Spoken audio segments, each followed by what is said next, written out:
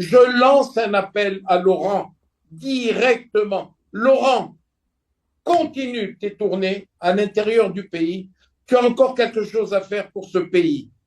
Camarades peuple d'Afrique, peuple de Côte d'Ivoire, je vous dis que Draman est terminé. Ça, Robert Bourgi et Laurent Gbagbo se sont parlé. Frère, non. Robert Bourgi fait encore d'autres révélations fracassantes. Et il dit à Laurent Gbagbo qu'il va gagner les élections en 2000.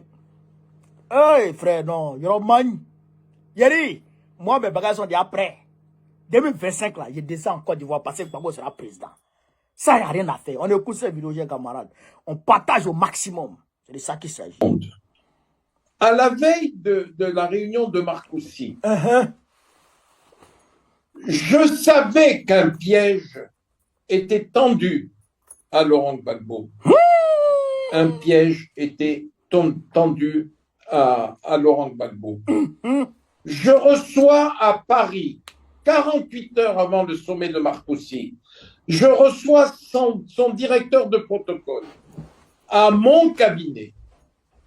Je lui dis, Frangin, appelle Laurent et parle-lui en langue. Dis-lui de ne pas venir à Marcoussis. Dis-lui de ne pas venir à Marcoussis. Un piège lui est tendu parce que j'ai assisté aux réunions préparatoires.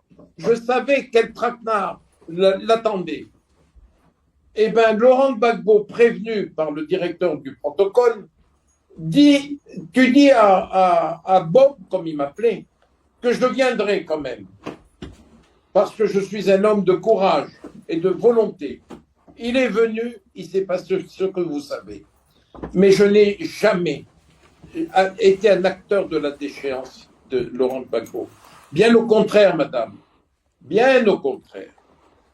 Lorsque Sarkozy est arrivé au pouvoir et que se posait la question des élections nouvelles en Côte d'Ivoire, j'ai fait en sorte que le président Sarkozy, à New York, rencontre Laurent Gbagbo, qui était dépeint comme l'ogre, comme le méchant. Je lui dis, Nicolas, il faut que tu le vois à New York. Il l'a vu, ils se sont rencontrés, et même, je puis vous dire qu'ils se sont appréciés. Parce que ces deux hommes de courage, ils ont le même caractère. Ensuite, à Lisbonne, ils se sont revus. À mon initiative, ils se sont rencontrés, ils se sont parlé. Mais ensuite, sont intervenus ce que j'ai qualifié dans la lettre que j'ai envoyée à Laurent Gbagbo dernièrement, des forces obscures contre lesquelles je ne pouvais rien. J'ai essayé une dernière fois comment vous dire, de l'aider en lui passant ce coup de fil à la demande du président Sarkozy. Ça n'a pas abouti. Laurent a été conduit, à ma grande tristesse, où vous savez, pendant 10 ans, et à cause des histoires qu'on a racontées sur moi, vous savez, l'entourage de Laurent lui avait dit des pires mensonges sur moi. Je n'ai même pas pu aller le voir à La Haye, alors que j'allais régulièrement voir à La Haye, dans la même prison, Jean-Pierre Bemba, l'actuel vice-premier ministre du gouvernement congolais.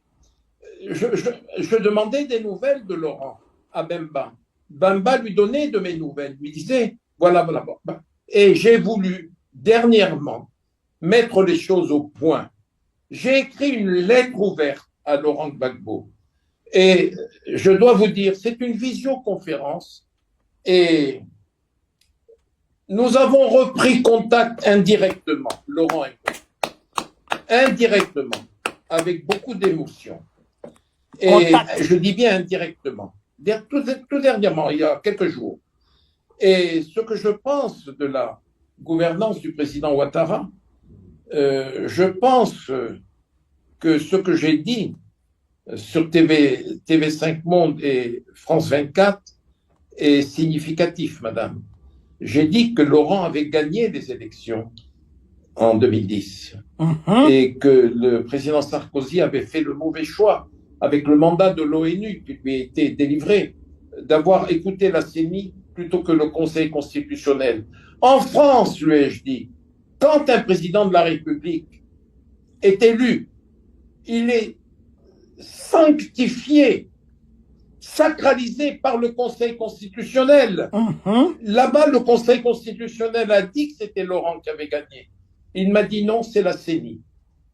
Que voulez-vous, madame, que j'y fasse? Moi, aujourd'hui, mon souhait, c'est que Laurent reprenne espoir.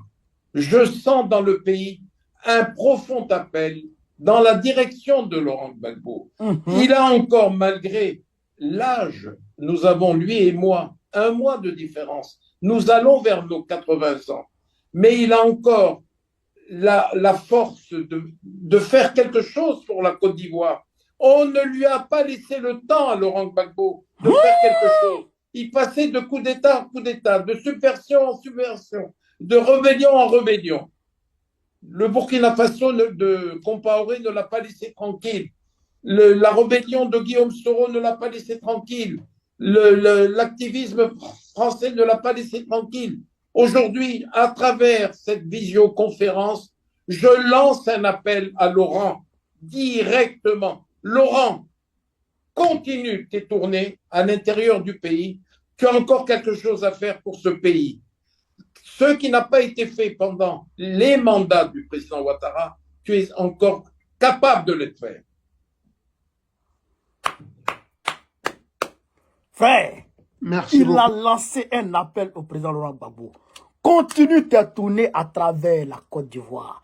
Je sens un profond appel en Côte d'Ivoire en direction de Laurent. Les Ivoiriens appellent le président Laurent Gbagbo à venir les sauver. Les Ivoiriens n'attendent que le président Laurent Gbagbo, chers camarades pays d'Afrique. C'est pourquoi, aujourd'hui, Gbagbo Laurent a décidé de faire ses tournées à travers la Côte d'Ivoire. Sa femme, Nadi Gbagbo, va démarrer dès ce vendredi ses tournées à travers la Côte d'Ivoire. Frère, c'est ce qui fait peur à Babylone. C'est ce qui fait peur à l'administration dramanistanaise. Ils ont convoqué Damana Adia Pikas. Ils veulent l'intimider. Si vous avez arrêté Damana Pikas, je répète, vous avez arrêté Dosso. Laurent Gbagbo a dit, bas la terre. On va dénoncer. Mais si vous avez arrêté Damana Pikas pour ajouter à Dosso, c'est la goutte d'eau qui va déborder le vase. On va aller vous trouver au palais. Je répète ici. Si vous avez arrêté Damana Pikas le 3 novembre, le 4 ou le 3 novembre, si vous l'avez arrêté, on va aller vous trouver dans le palais là-bas. Ça, c'est une réalité. Donc, ça sent bon pour Laurent Gbagbo. Ça sent bon, chers camarades. Ça sent bon et ça sent mauvais pour Draman. C'est pas bon pour lui. Ça présage mauvais pour Draman. C'est pourquoi je vous dis, allez vous faire enrôler. Parce que l'horizon s'annonce bon. L'horizon s'annonce bon. Et il n'y a rien à faire. Le président Gbagbo prendra ce pouvoir. Il prendra le pouvoir. Vous avez entendu? Il y a eu des pièges qui ont été tendus à Laurent Gbagbo hier. Mais il a pris contact avec Laurent Gbagbo.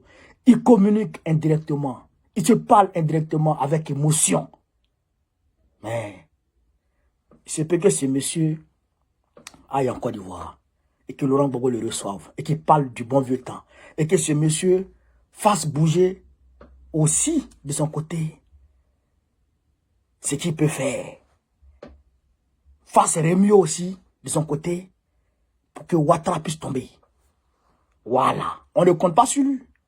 Mais on dit quand tu es dans le feu, même quand le diable, selon Ablaye Diop, il dit face au terrorisme, même si le diable nous tend la main, on va le saisir. C'est ce que Diop a dit.